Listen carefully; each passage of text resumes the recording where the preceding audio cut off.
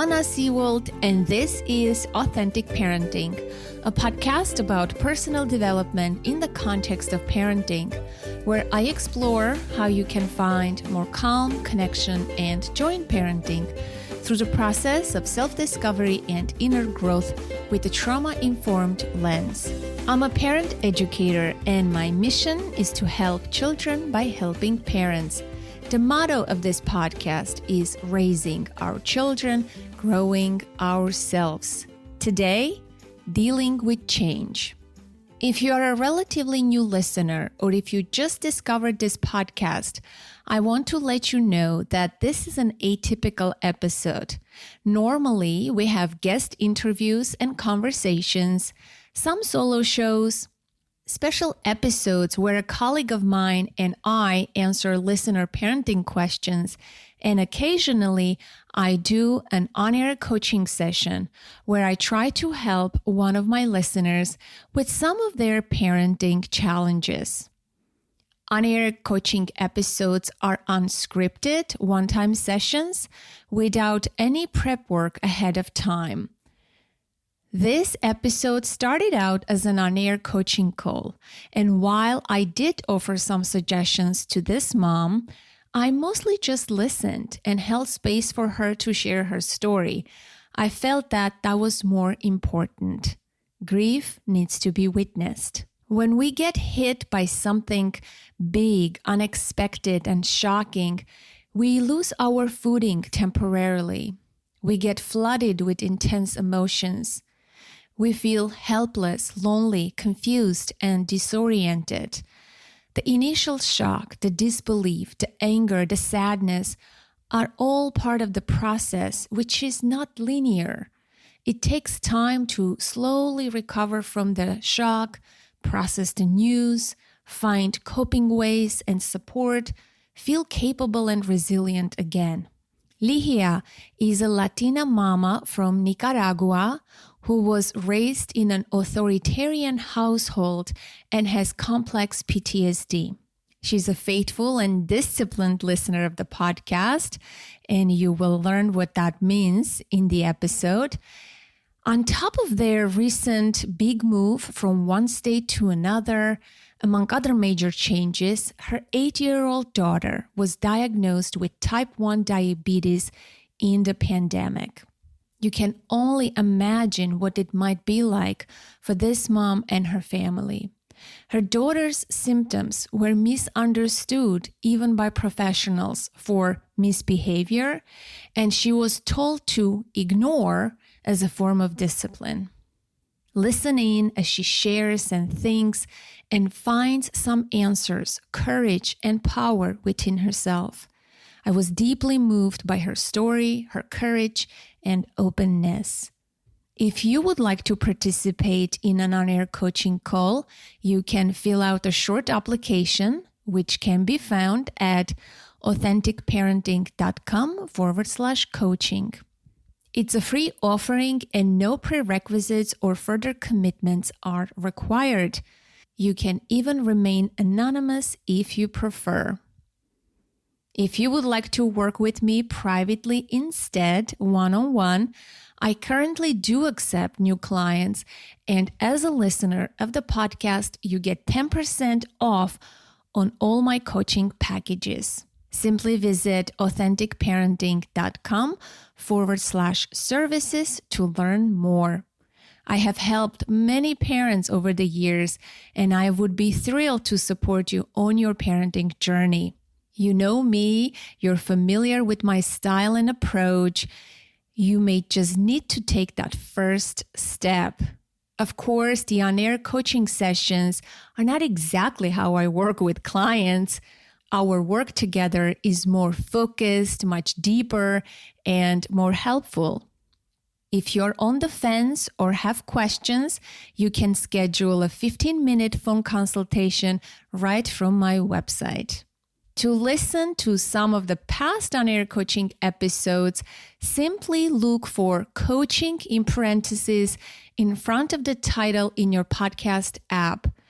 If you listen on Spotify, I have made a special playlist with all of the on-air coaching episodes. Simply search on-air coaching episodes of Authentic Parenting podcast. I know it's long, on Spotify, and you will access it. And now, please enjoy this honest conversation with Lihia. Lihia, welcome to the podcast. Thank you, Anna. Thank you so much for being so available, for making the time for me.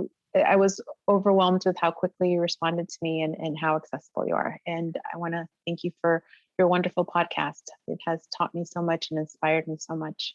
Thank you. Oh, thank you. I do prioritize responding to my listeners. I get a ton of email, tons of pitches every day, and all sorts of collaboration requests, mostly that kind of stuff. But when I get an email from a listener or a voicemail, I respond to it right away because it's a priority for me.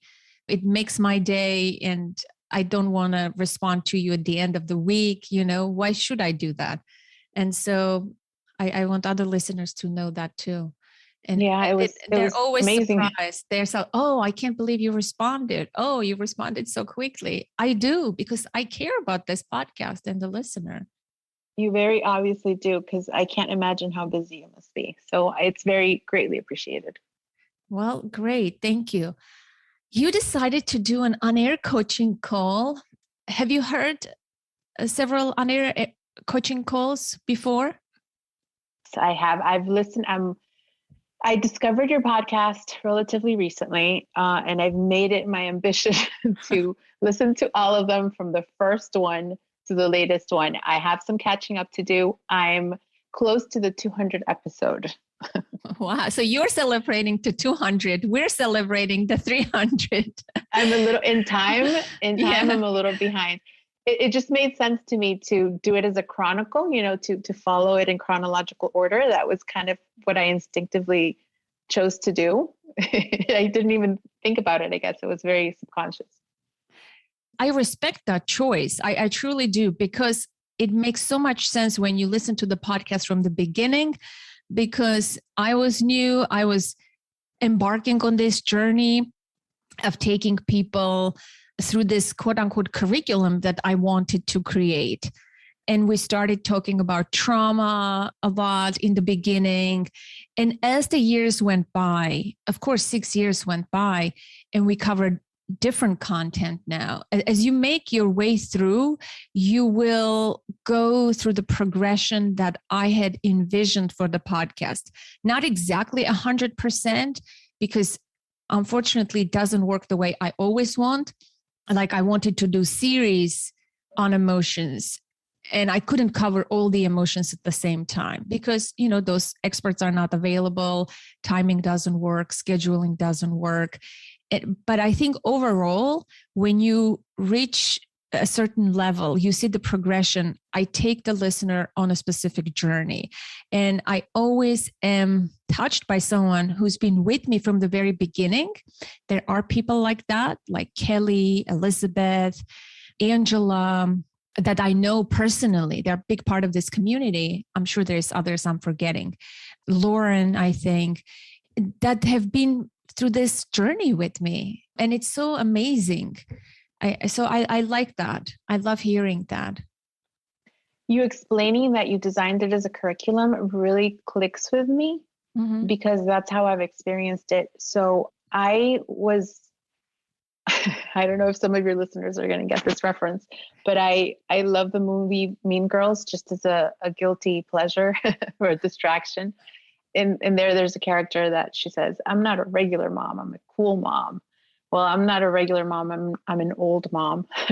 I was very fortunate to have the wonderful surprise of finding out that I was going to be a mom at 40. I gave birth to my daughter at 41, but it's not something that I planned. So my background, I am Latina. I am from Nicaragua. And again, I'm just speaking about myself and my experience, not about, I don't want to paint everybody with the same brush. But I grew up in a very authoritarian household, and I'm a child of war. So I have some intense roots. And I never thought about being a parent because growing up, I always heard, you guys are such a pain. I can't stand how much work you give me. I'm not going to go into the details because I don't want any emotion to color this. That's still kind of alive in me. Oh. But the point is that I never wanted to be a wife or mom because it sounded like such a terrible thing. Wow. So when I found out I was going to be a parent, I freaked out. I felt like I'm going to mess this kid up. I don't have the tools. I was mostly afraid of my child feeling what I felt and going through what I felt. It's taken me a long time to realize that I'm traumatized and I'm easily triggered, as you can tell. There was a lot of judgment, a lot of misconception about these things in the Latino community and in my, not the Latino community, in my family. And so I've always been the one that's hard to get along with, the one that's impossible to be around. And I didn't want to subject anybody else to that. Wow. I was so fortunate to have found my wonderful husband. He's so incredible. He's so supportive. He's older than me. He understands so much about what's happening to me. His only frustration is that he can't help me. It's work that I have to do on my own. And I was so fortunate to have this incredible child. I heard in one of the podcasts, I really relate to what you said about having lost your mother and then having found out that you were having a daughter. I really wanted a boy because I felt that I could have a clean slate with a boy, that I could rewrite some rules with a boy. And when I found out I was having a daughter, I feel guilty now having these mournful feelings about my child because she's so wonderful. She's perfect.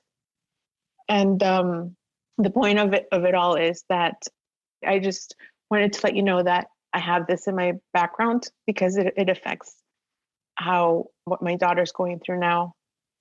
Yeah, that's it. Sorry, I'll take a moment. You can ask me something if you'd like. No, I don't want to ask you anything. I mean, I just want to take it all in and wow, it's an incredible experience, that you went through. Now you're aware of your traumas, your background, and motherhood is this incredible portal to healing and discovery, self-discovery. It's an incredible thing, and I can relate to your story, not wanting to be a parent or discovering that you wanted a different gender. And I mean, there's so much I can say about this. I have said, in different episodes, you haven't reached to those episodes yet. So you will get there sooner, but I am so moved by your story and the podcaster in me wants to dig into your story, but we're here for an on-air coaching call. So I really want to be helpful in some way, and maybe we can reconnect some other time, but you're not alone. This is not a singular story. I hear this is, unfortunately, is not spoken about. Most of us are broken. Yeah, most of us are broken. I don't want to say we're broken. I would say disconnected from ourselves. Again, it's how you see it, but I see it that we're all whole and complete and authentic, and it's hidden somewhere inside you, that self that is not broken. You're just disconnected from it. It's there. It's the trauma that made you disconnect from your authentic parts because you had to survive. You had to cope. Otherwise, you wouldn't live. And so I think motherhood is this wake up. It awakens. Yeah, it awakens you. It awakens, and you have no choice but to look at your wounds and heal and do this work. And so some people choose not to, though, Anna. Some people just repeat old patterns and they don't want to think about it. They do. Yeah, they do. And it's okay I'm okay with that. I mean, what I learned through this journey, Lihia, is maybe in the past, I don't know how many years ago, I would have said, why isn't this person looking at their past or being judgmental of some parent? But I think now I am more tolerant and understanding, and it's all fine. We have our own timetables, so to speak. You can't rush anyone's growth, or you can't make someone to wake up just because you are awoke and you're enlightened to some degree. It's wonderful, but this is why podcasts like mine or other books or blogs are great, because people can discover for themselves, and we can only be responsible for our own healing. And when we heal, the people around us also change, because we show up differently in our life. Yeah, especially when we're a core role, a core player, like a parent. Mm-hmm. When we're not in the sister, in a supporting role versus a leading role. Yeah. So, what do you want to talk about today on the call? Well, I want to talk. So I think that the reason why I went into all of this is because I've been on this journey since I found out I was going to become a parent, to become a better person myself, because I do understand that I was talking about the curriculum in which you set up your podcast, the way in which you thought it out as a lesson. So I've definitely done a lot of growing through the years, and I started out with books, right? I wasn't a podcaster or a podcast listener early on, which I kind of regret, because I think it's a medium that I can really digest. It really goes hand in hand with my learning process. I found that it took me, I think I discovered you a year ago, and I feel like the growth I've done in the last year is exponential compared to when I first found out I was going to be a parent and I started reading. The growth is faster for me if I listen to your podcast regularly, and I try to apply and practice what your guests talk about. And a lot of it resonates with me in the sense that I have to work on myself if I want to influence my child's life. So I think that's why I went into my background, because I understand that most of the work has to be done within. But the reason why I wanted your help is because I've gotten a lot of things down. I've slowed myself down. I'm less reactive. I'm in a much better place. But my daughter's going through her first real life challenge. Mm. She was diagnosed with type 1 diabetes. Should I mention dates? Yes, you can. How old is she? She just turned 8. And this is a new diagnosis. It is. We were completely blown away. We thought it was a disease we never had to worry about. We thought it was quote unquote genetic. And again, I'm not an authority on the topic. We were recently diagnosed. I'm learning more and more each day. I really don't know much about it, but the experience we have personally had. So I mainly thought that if you had type 1 diabetics in your family, then you were like, you shouldn't be too surprised if it showed up down the line. We didn't have any in my family, at least, my immediate family, my uncles, that wouldn't be immediate family, but my extended family that I know. I have a pretty large family, and we were really close. And I never heard stories about type 1 diabetes in our family. Type 2, yes, because there's a lot of older people with some unhealthy habits, but not type 1. And neither did my husband. But it turns out that it's an autoimmune disease. So if you, what I mean by that is that if you have autoimmune diseases in your family tree, type 1 diabetes could present itself down the line. So my husband's grandfather had a disease that I can't remember the name right now, where your spinal cord fuses onto itself and your spinal cord becomes immobile. And my husband had Hashimoto's disease, and he doesn't have a thyroid. I'm not sure if Hashimoto's is an autoimmune disease or not, but yes, it is. Yeah. Mm-hmm. Yeah. Okay. So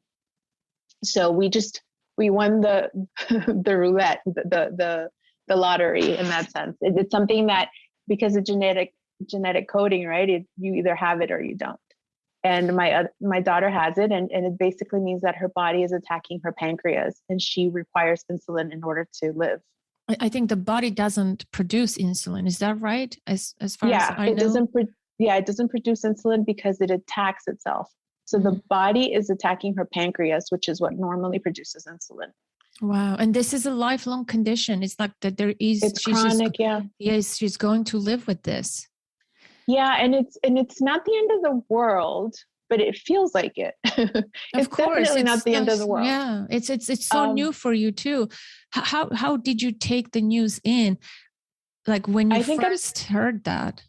I think I froze, you know, I Mm. fought and froze a little bit. And now I'm coming out of the haze, and my husband and I are coming out of the haze, and we're seeing how we can help our daughter. Now, it definitely, I think what happened also is that we were so concentrated on fighting the disease that our daughter herself kind of took a second plane. And it sounds so awful when I say it, but I don't mean that we ignored her. She's really the center of our lives. We really do everything for her and thinking of her. But we were more on the phone with the hospital and making sure that, so in the beginning when they first diagnosed you, you don't have the glucose meter, which we do have now. We don't have a pump, so she still needs to be given insulin through injection. Mm. And so that's basically 4 times a day, once after meals and one for long lasting insulin. So there's an insulin that works in the background during the day. That's the long lasting insulin. And then there's the short or fast acting insulin, which needs to be administered after a meal so that the body can process the carbohydrates that were ingested during a meal. So she has to take shots at school. We were diagnosed 3 days before the last day of school of her first grade year. And we were in a public school in another town. We recently moved. That's another thing that kind of distracted us. But it feels like the perpetual move. We haven't really finished. We're not really settled into our new home yet. We drove cross country and we moved to a new town. So she's the new kid in town also, which I think is also affecting her behavior. So she's had some regressions.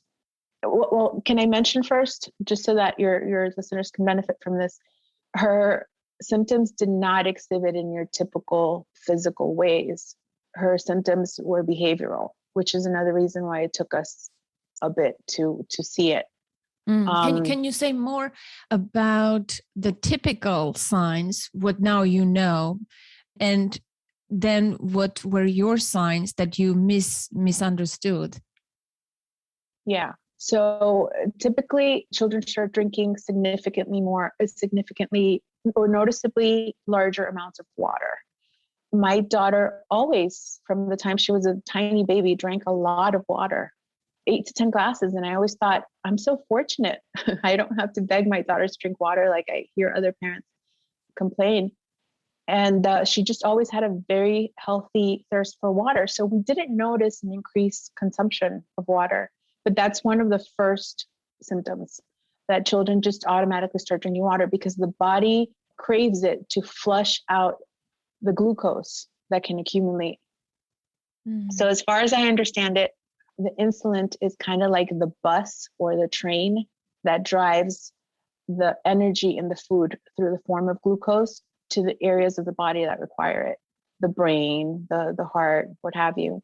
And what happens in children that haven't been diagnosed yet and their disease is already triggered. There's been an increase in type 1 diagnosis since the pandemic. And the speculation is that these children were interacted with the virus and that might have triggered the disease. But none of us have had any COVID symptoms. We've been very fortunate. A lot of people in our family have had COVID, but we haven't had any symptoms, at least. And Wow. the times we've gotten it checked, we have been negative. So the assumption is that she was exposed and that triggered the disease. Wow. Can I make a comment here? I mean, this is what happened to my dad too. And I hear anecdotally a lot of stories.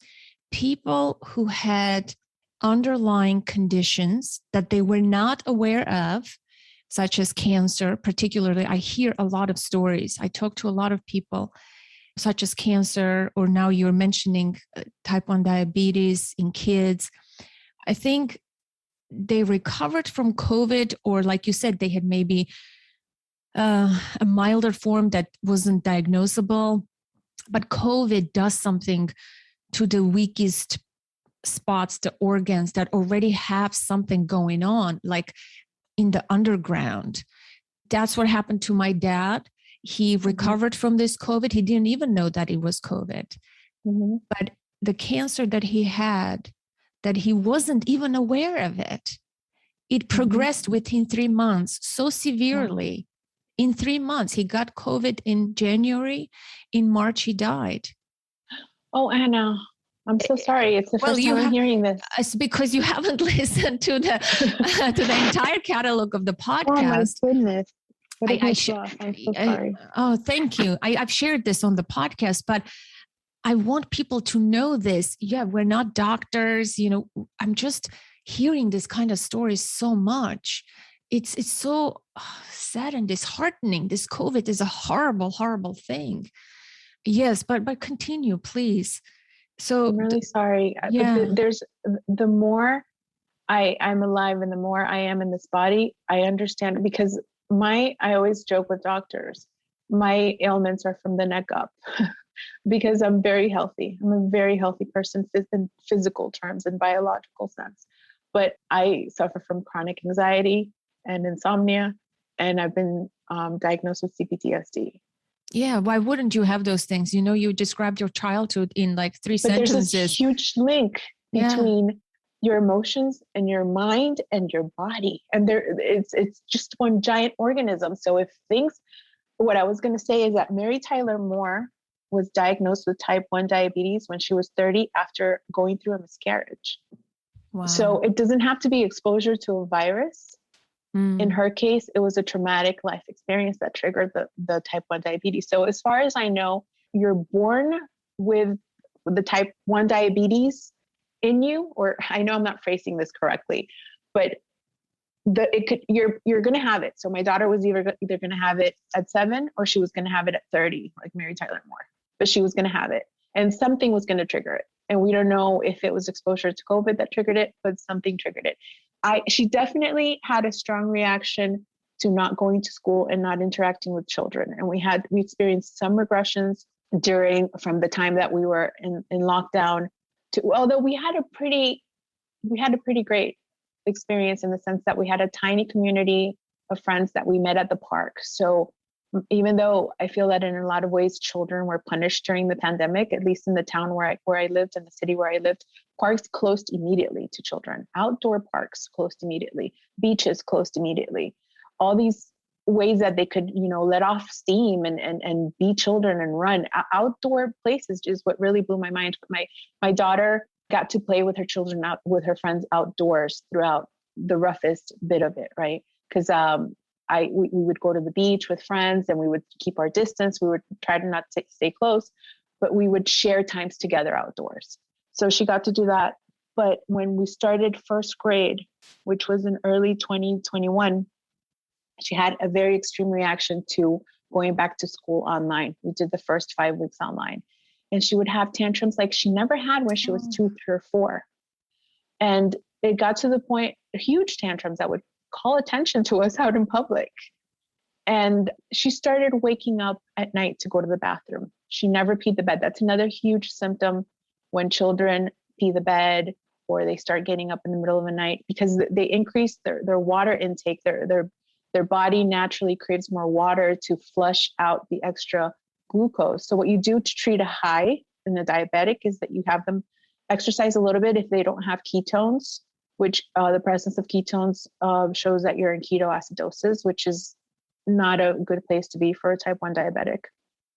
And my daughter got to the point where she barely weighed 50, Anna, and she lost 5 pounds. Oh my goodness. And I was so afraid that it was something like cancer.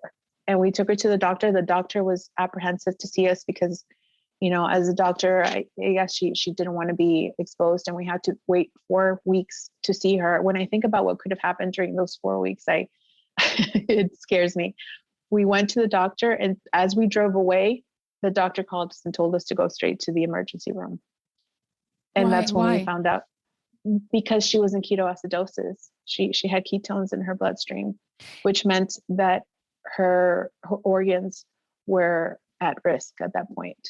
Children convulse. The worst scenario is a diabetic coma.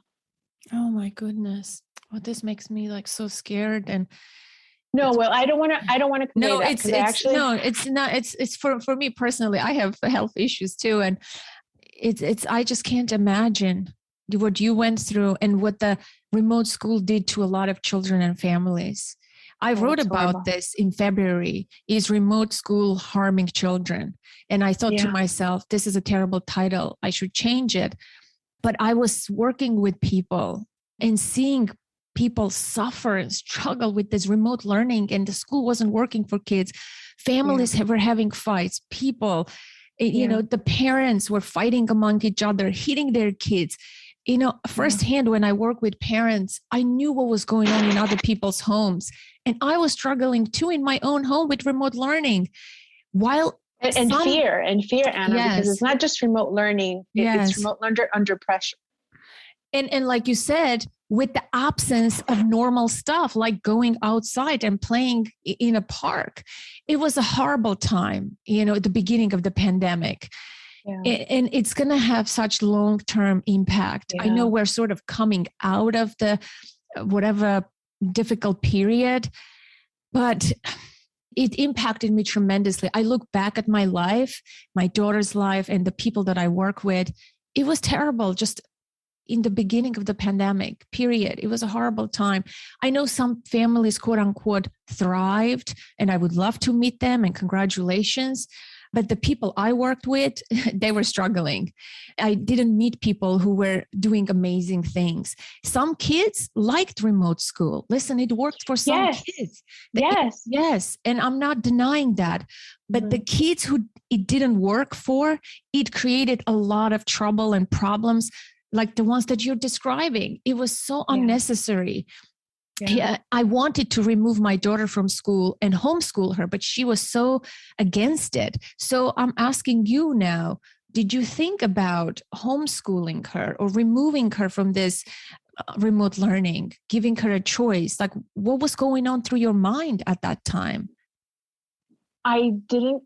I would have loved it because I'm a very controlling person. And I loved the last 5 weeks of kindergarten. I have to admit, we were home because we weren't ready in the school system to adapt to the quick change. The school just sent us basically a very easy syllabus, and I expanded on it. And my daughter and I read things that were related to what the learning was about, but it was a little more fluid, and I loved it. And it gave us a chance to do something together. So I find it very hard to have fun with my daughter. I have no modeling for that. And even though I know play and fun is so important in parenting, it's something that's very hard for me to tap into. So when you said regression, do you mean the tantrums and when you said behavior problems, I want you to maybe more specific so that other people can relate and understand. And if they are going through something like that, it may not be type 1 diabetes, but children's behavior gets misunderstood a lot. Well, it's very easy for us to just judge and correct and control instead of diving a little deeper and finding out what's underneath the behavior, right? And so the pandemic threw us off to the type 1 because we were already having some tantrums and we associated it to the pandemic. At this point, my daughter had regular weight. She was healthy. She wasn't waking up in the middle of the night to go to the bathroom.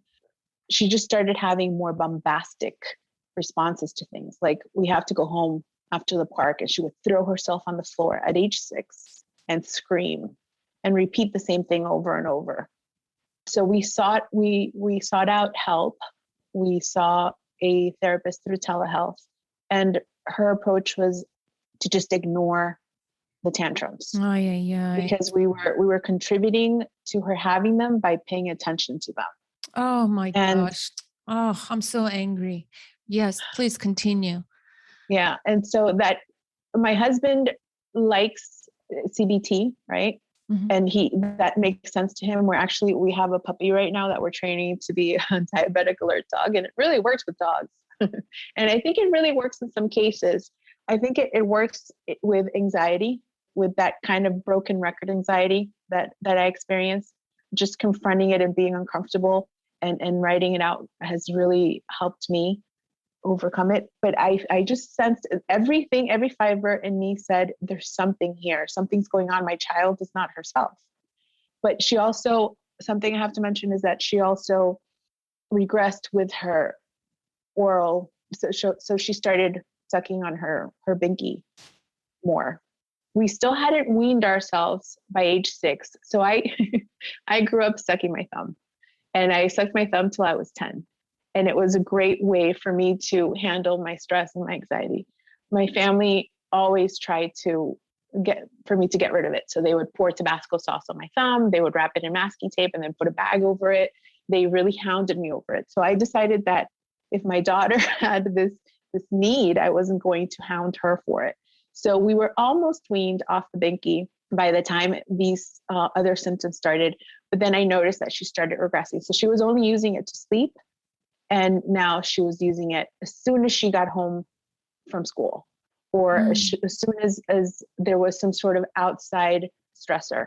I noticed if she had to do homework, she would look for her binky. And then it got to the point where we were even wearing it out in public, shamelessly. And that to me are just, they're symptoms that I can relate to. They're like little cries for help in my point of view. And I know that my daughter has to experience her life. I know she has to fight her own battles, but I'm so filled with dread and fear. I feel like I spent so much of my life in fear, and I don't feel like I wasted my life. I've definitely done things, even though I've felt this fear, but it's such a, I'm going to be 50 next year. And it's such a, I didn't have to suffer as much as I have. Yeah. When you say that, how do you feel in your body? When you say that out loud, that you didn't have to suffer? I feel some relief, actually. I feel some relief because now it's a choice for me. I see it that it's a choice. Before, I was more of a victim, and it felt like it was my what I had to go through in life because it was my life and I had to have that suffering. But now I understand that I don't have to suffer, and I want her to understand that too. I feel like since I'm an older parent, I feel like I need to fit in all these lessons because she's going to live most of her life without me. Oh my goodness. Do you have that fear too? With my parents? No, with your daughter. Do you feel like you're not going to be present for most of her adult life? Is this? Oh yeah. I know I'm not. She's 8 and I'm going to be 50 next year. My mom, I was 30 when my mom turned 50. Wow. My mom is still around and in really good shape. That's one benefit when you have kids, at the younger age. But I mean, so she was a different parent to my sister, who's 13 years younger than me. And I knew if I was ever going to be a parent, I was not going to be a young parent. Yeah. But again, no one knows. You don't know how long you're going to live, who's going to outlive who, that's fine. That's fine. Like she asked me, can I die? I'm sorry to interrupt you, but she asked me, can I die from this disease? And I tell her, we can die getting out of the bathtub. We can die crossing the street. And it's good to think about our longevity because it keeps us more conscious about it helps us. Oh, I'm rambling. Maybe we can edit this out. Yes, I understand your perspective, but do you think as an 8-year-old hearing that is how helpful is that? Oh no, I don't tell her that. No. Yeah. Okay, good. No, I don't tell her that. No, I don't tell her that. No, this is no. This is for you. Oh, do you mean that I tell her that that life we can die at any moment, any of us? Yeah. That part. I have told her that, Anna. I have told her that. No, it's okay. I'm not punishing you for that, but I think what I would prefer, imagine you're the kid, you're diagnosed with something like that. of course, that's going to be on your mind. I don't want to hear about like a philosophical perspective right now, right? I think seeing her fear, being with her pain, and connecting to her experience, I think, and maybe that's scary for you too. Listen, I'm not the parent to a child who is diagnosed at an early age like that, but I'm an adult who was diagnosed with something, and I know when I would people say things of this nature, I would be so mad. I think being with that, exploring it, the fear itself, I think we're so scared to be with the real experience of things. We always cover up, we sugarcoat, we divert, we philosophize. If I don't know what I would have said, don't get me wrong, if my daughter said, Mhm. would I die from this? Mhm. I think But I what comes to you, like when she said that, how did you feel in that moment? I think it's great that you're pointing this out, because the only chronic disease I've dealt with, like I said, is from the neck up. And Mm. even though sometimes my panic attacks make me feel like I'm dying, I can't relate to your chronic disease, and I can't relate to her chronic disease. And Yeah. I think what you're bringing up is very important, and that's where I am now. I think I've digested my experience with the disease, and I'm ready to support my daughter with what she's going through. It's such excellent point you're making.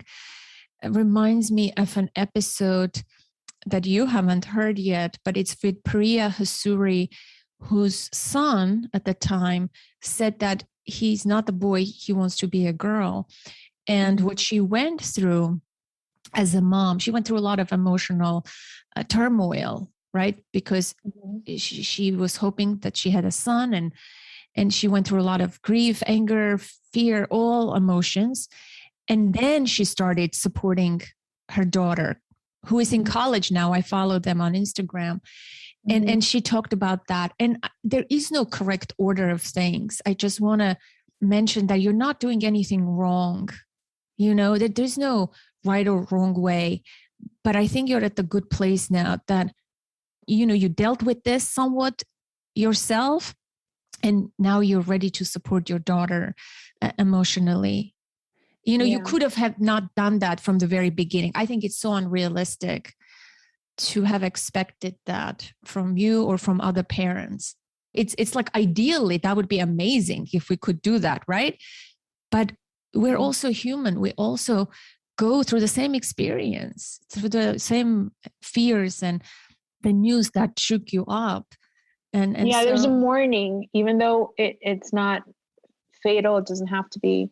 I, Going back and forth to the hospital and seeing the parents that know everybody in the hospital because their children have been in there for so long, it really put some perspective on me, and my heart goes out to any parent that's dealing with a child that has to be in the hospital constantly, or a child that has had close calls with death. It's just such a surreal experience. I can imagine. Or children that are in the NICU for 6 months.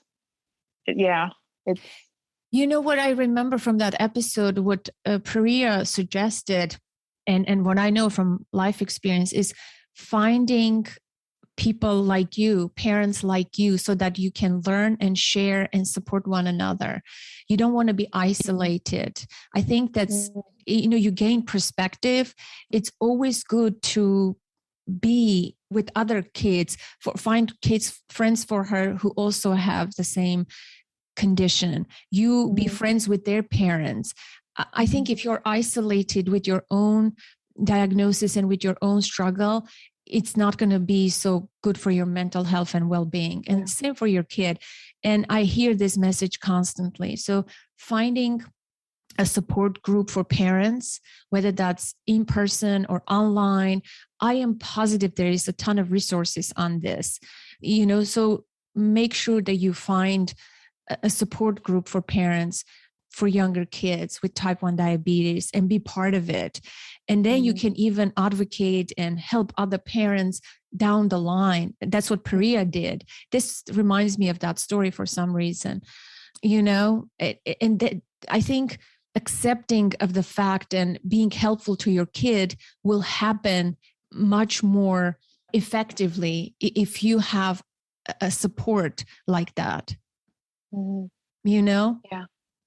Yeah, that makes sense to me. That makes sense. We're very lucky in that the state we live in now has, well, the city we live in now has a great learning hospital, and they have a really good endocrinology department. And there's a diabetic camp just an hour and a half away from us. We just moved here too late to have started going to that camp, but I'm excited about the spring coming. And there's a part of her that feels she's under scrutiny, social scrutiny now that she wasn't under before. And I see certain social anxieties manifesting in her also.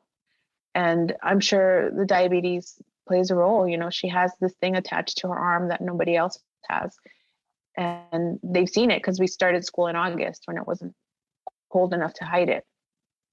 And I don't know if she's talked about it with her peers, because I know that when we were first diagnosed where we lived before and we missed school for 3 days and we were very active in that community, people asked what happened, and she repeated her story, and she was teaching everybody at her summer camp after the diagnosis about type 1. But we eventually had to stop going to the camp because nobody else had diabetes, and she really felt like an outcast in that situation. So even though she loved that camp and she'd been to it in years previously, we stopped going.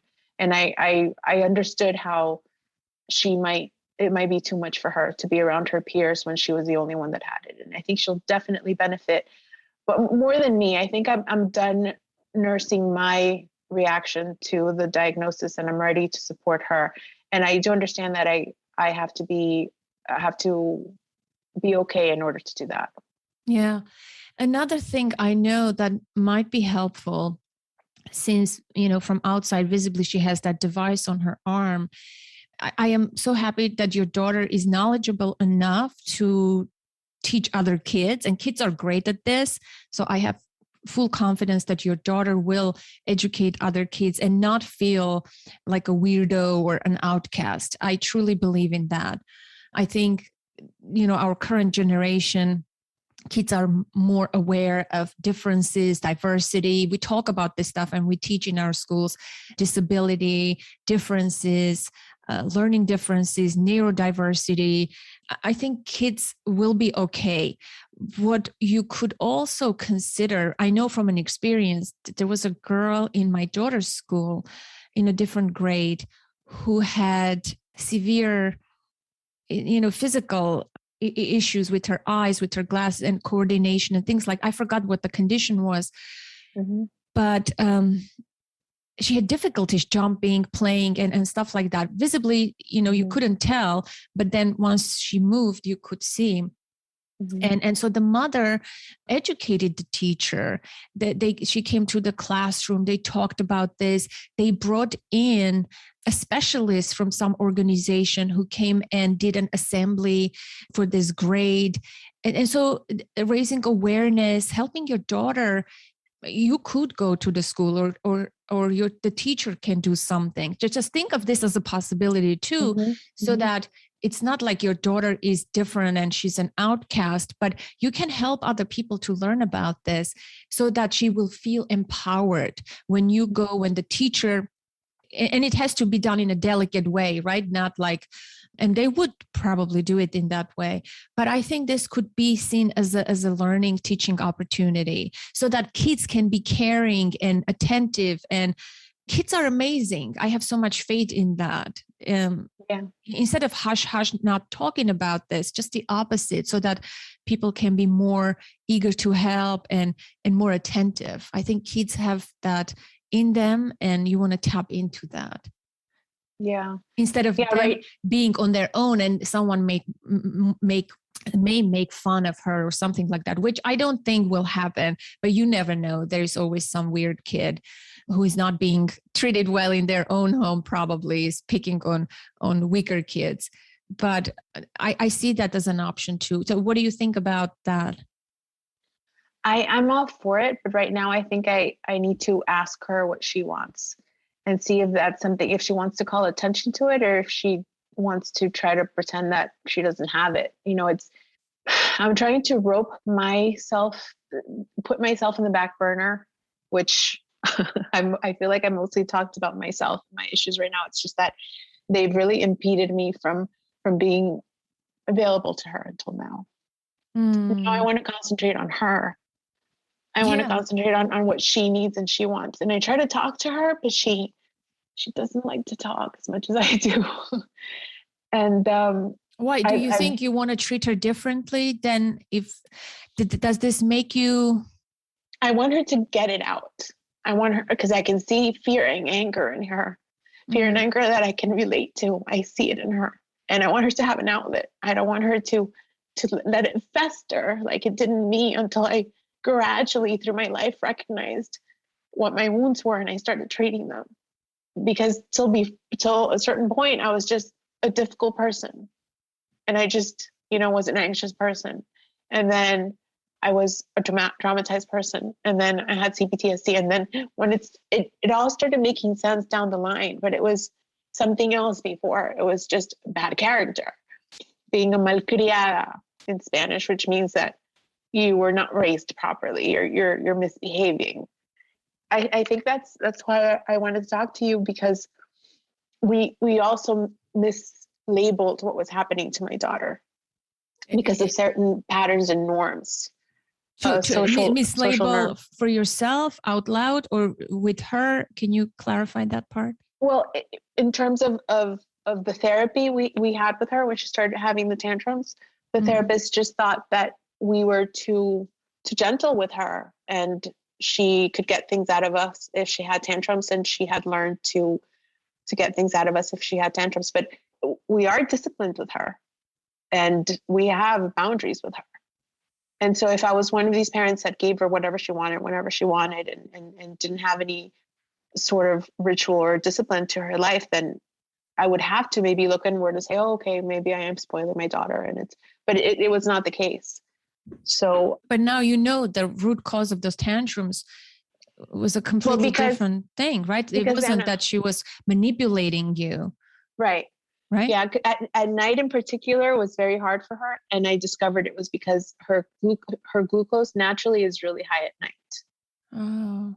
Before we started the insulin. So she had so much energy and she didn't know how to get it out. And I was just so upset because she wouldn't go to sleep and I was tired. Oh, so heartbreaking. But now that you know this information, does it help you navigate the daily routines, the nighttime? Does diet help? I mean, do you have to follow a specific diet? Yeah, we have to stay preferably below 50 carbs, below 50 grams of carbs per meal. She does need carbs because she's a child and she needs it to grow. I think type 1 adults can probably get away with eating even less carbs than that, but she needs at least 50 grams of carbs a day. I have a lot of learning to do in the diet realm. She's very active. So she'll have dips throughout the day. The school she's at now, thankfully, has 3 recesses a day. So we'll take dips during the school day. Usually what you want to treat a dip is a quick acting sugar like candy or a cookie. But I want to, like you said, immerse myself in the community and learn how type 1 athletes feed their body to prevent these lows from happening when they're physically exerting themselves. Mm-hmm. So I still have a lot of learning to do. It's been 4 months, and I think now I'm ready to take more of a calm look at what's out there. And I had a conversation with a parent recently who's a surgeon here where we're at, and he was telling me about all the studies that they're doing with type 1 and how they're within her lifetime, this could probably be reversed. And I know a lot of parents don't have that luxury with chronic diseases or other ailments with their children. So we're very thankful. But it was still quite a shock to experience it. I bet. I mean, I can't even imagine that. I can't even, picture myself like going through that kind of experience. So you do want to be gentle, with yourself. It's not like, you're some bad news from school, your child was late or hit another kid. It's not that kind of news.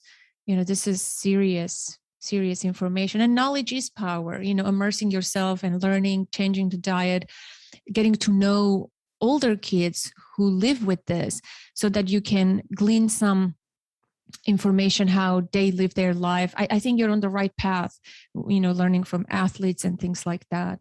But I want to help you at least with something today, how you just talking about it has helped a lot, Anna. Yeah, well, I will definitely follow your advice and be more involved in the community. I wonder if there's a reason why I haven't yet, because normally I'm more proactive about those things. It's you can't be proactive when you are experiencing it. Like I said, there's time for those things. It's like it hits you like a death of someone. When you lose someone, you can't just get up and travel the next day and change locations. It's a process. It's a natural process of mourning, grieving, and going through different stages of this experience. So allow this natural process to happen. And whenever you have an opening or your mind is clear, you feel like you want to be more strategic, please, use that opportunity. But know that you may decline the next day and find yourself in the throes of such emotional things that you also want to cultivate a support system for yourself. You're welcome to call me anytime. Thank you. I would be happy to listen to you and be of support. But I think that's what I would say. It's not a linear process. No. This kind of stuff, it's ups and downs and, spirals. And so expect that, be kind and gentle. And when you have, like I said, those openings, be strategic and proactive. But when you are in the moment that, you can't get up and do, just don't be harsh on yourself. Know that it's part of the process. It will come and go.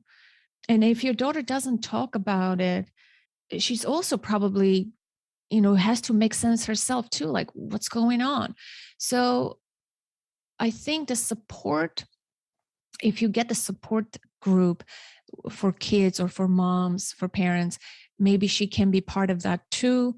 I don't want you to try to make this your agenda to talk about her feelings all the time. You know what I mean? Also allow that to be a natural process. So when she's crying, when she wants to talk, when she drew a picture, when she is going through something that you see an opening, take that as an invitation and explore, but just very carefully. And maybe if you see that she's suffering internally a lot, and you also want to separate your own suffering from hers, right? So how much is yours? How much do you think she's suffering? I don't know that. I don't see you parent. But you would know. So one question I would ask you, I don't want you to project your own pain, because you know how anxiety and fears can be in childhood. And luckily she has her family. It sounds like she's doing great with this information. And that's what I heard a little bit that you talked about, but maybe you can give me more, and to the listener a little more, how she's handling this. I mean, how is she taking it all in? Is she doing the injections herself at school? Is she part of it, or someone has to administer? They're administered by someone at the school now. And I actually did go to the school and I taught the teachers about what diabetes was in a very elementary level, right? Because my understanding of it is not what it should be, but hopefully it will be through time. And what to do for highs, what to do for lows, how to inject her, how to also check her glucose if the meter that she's wearing is not working. We're soon going to start the pump class, so there's probably going to be follow-up lessons to be taught about the pump and how it works. The pump will really help her with the injections, because there's that physical trauma to the experience of being injected as a child so often. And I think you've mentioned in the past that you don't like needles, right? And well, you don't want to hear my story. My last story that I couldn't go through a blood work. You don't want to hear that story. It's so traumatizing for me. I have been traumatized in the medical system. It's period. And I have severe just can't do it. I couldn't go through blood work last time. I wish I could say that it shocks me, but it doesn't shock me, and it makes me sad and angry. But I was judged. I was judged by people, and I just couldn't do it. I went to a blood work place. I went and I was almost ready to do it, because the last time I did blood work, I almost fainted. I was at the doctor's office for about 2 hours in a very bad condition. And now I have to do it again after 4 months. And this time they're going to do autoimmune markers, and they're going to use different needles. And they were telling me, oh, lie down so you won't pass out, because we're going to use different needles. And I just stood up and I said, oh, whoa, I'm not ready for this. I don't think I can do this. I can't do this. And I just run away. So that's my last experience, happened a couple of weeks ago. You're right. There's that physical part to all of this, but the pump is it automatically monitors and shoots it in your bloodstream, correct? Yeah. So exactly. That's a wonderful thing. So it's thing. Little tiny doses throughout the day. Yeah. My neighbor's kid had that, and it wasn't on her arm, it was on her stomach. Yeah. And she was going swimming, and all the kids knew it. She was my daughter's best friend. I'm telling you, kids are very understanding. When she would come to my place and reach for potato chips, my daughter would say, no, you can't eat potato chips. The kids were aware how to help her. So I am positive about that. So separate your emotions from your daughters, for sure. Every time you think you want to go and rescue and something you think is happening, take a moment. And I do that by taking a moment, right? By not being so reactive. Yeah, go take a break for yourself and examine and breathe and say, is this mine or hers? Am I really seeing what I'm seeing? Or am I swept by some old memory or emotion and it's mine? What's mine, what's hers? So you don't want to make a bigger deal and talk about this like this is your agenda. Or maybe you can find someone she can talk to, a nurse that she goes to at school to administer those shots. Maybe you can ask her to talk to her a little bit. Give the nurse a little hints and clues. And say, maybe you can ask her about this. I'm wondering, I'm worrying. And let the nurse handle that part and communicate with you. So you are not doing this heavy emotional lifting yourself. And it's overwhelming for you. And give her outlets like art, music, things of this nature, so that she can express herself and draw and paint and sculpt and dance. I think children communicate through art so well, especially young children. I would recommend you see that through that lens, and just pick up the breadcrumbs when she drops something in her speech, casually in the car ride or dinner time, and maybe investigate a little bit, ask a follow-up question, or what makes you feel that way? What do you think? And not too much, right? Because I think we have a tendency to do it too much. Like I said, my daughter sometimes says, Mom, I don't want you to be my therapist. I want you to be my mom and just listen. It's hard when you want to help them. I need to work on that. And just, I'm doing a little better now. I don't bombard her, but I could do better on that. Does she need the help? Do you think she is, that's what I'm saying. I mean, are you seeing it through your lens, or her experience is different? What's her experience? That's the main distinction here. I think this is a very important point, to discuss together here, so that you don't bring and see through your inner child's lens that she's suffering. Oh my gosh, let me reach out and help my poor kid. We have that tendency. We can go there. Are you saving yourself, helping yourself, or, so that's clear. What do you want to say? I mean, I feel like I'm just talking now. No. I'm listening to you. I'm working on listening and not interrupting and not, which I know I've interrupted you during this conversation. Oh my gosh. I didn't even pay attention and I just interrupted you. No worries about that. No one is keeping count. I didn't feel that way. No, don't even apologize for that. I think what you're saying is absolutely true. And I know we've been talking for a while now. If you want to bring the conversation to a close, I think the key points here are to, even though my past really informs my experience as a mother, I need to find ways to detach what my experiences were to what hers are now. And I have to come to a clear understanding and meditate on the fact that it's her life and she has to find her own way. And that's what's going to empower her and give her a sense of resilience, not if her mommy helps her with every tiny struggle. And that's going to be the hardest challenge. That's the hardest challenge of being a parent, and not making it about us, making it is about hard. just letting go and having faith and do you know why we make it about ourselves? It's because of the wounding.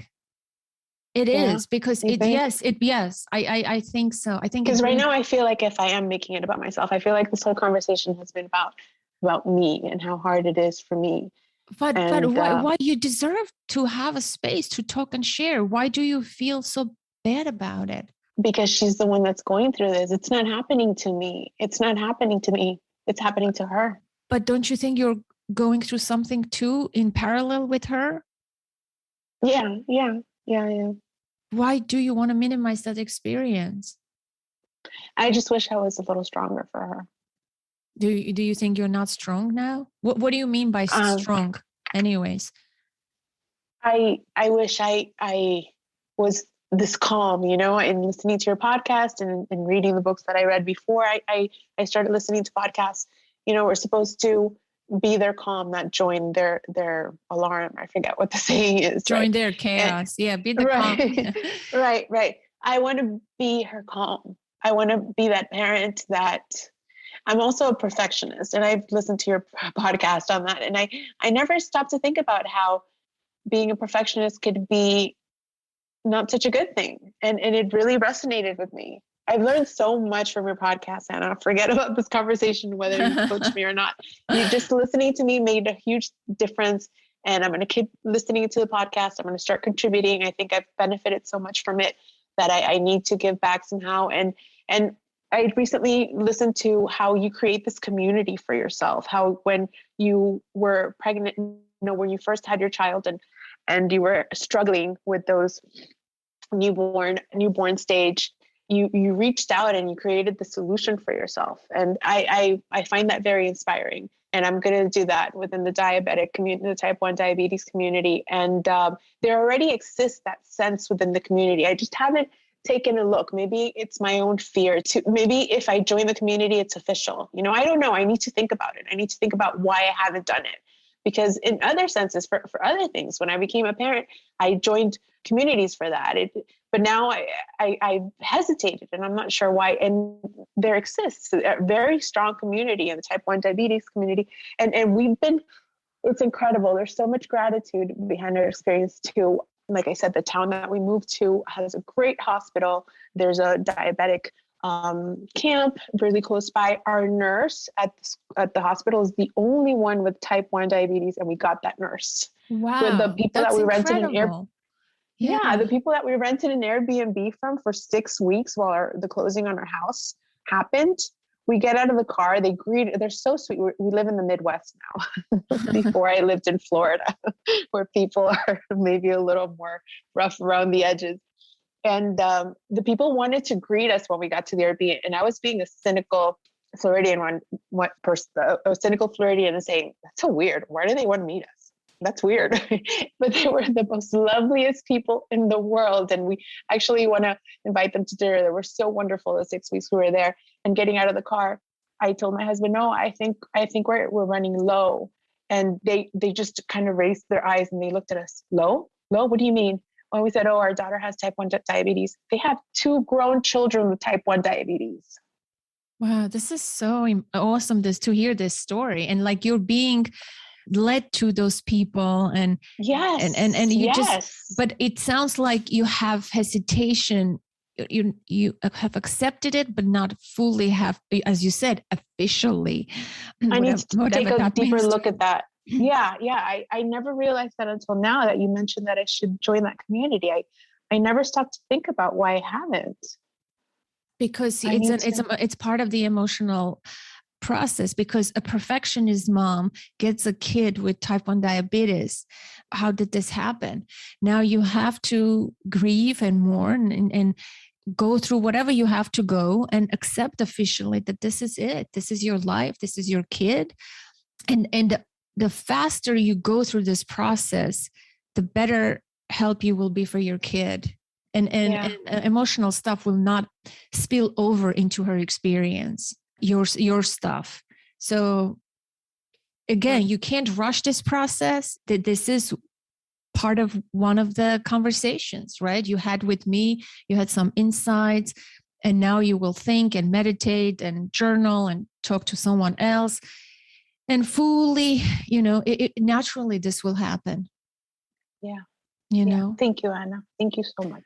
It's been a huge help, even though you might think that it wasn't. It is. I'm going to look in. I think the big take here is figure out why I haven't sought out this community and then just dive right in when I'm ready. Yeah, I'm going to follow up with you in a few months, see how you're doing. And again, you have my number. Anna. You're welcome to call me if you need support. I think I might just do that. Yeah. Don't be alone. That's the main thing. When we're alone with our problems, our own struggles, we don't see clearly what's available, help, that life could be different. I think when you're alone, it's the worst thing ever. So if you reach out to someone, that's already a big step. So find your support system, connect with people, and find resources, and you'll feel more empowered. And you will find comfort with those people. You can cry and share, and they will lift your spirits, and you will find belonging. You won't be an outcast in a new town with this kid, and lost and confused. And I think it's important. We're pack animals after all. Thank you so much. I am sending you a big hug, a warm, big, long hug, Leah. Thank you for I feel it. Thank you. Yeah. I will be in touch. And I send you one back, Anna, and I wish you so much peace and calm in your medical storm. I'll be praying for you. Thank you. I appreciate that.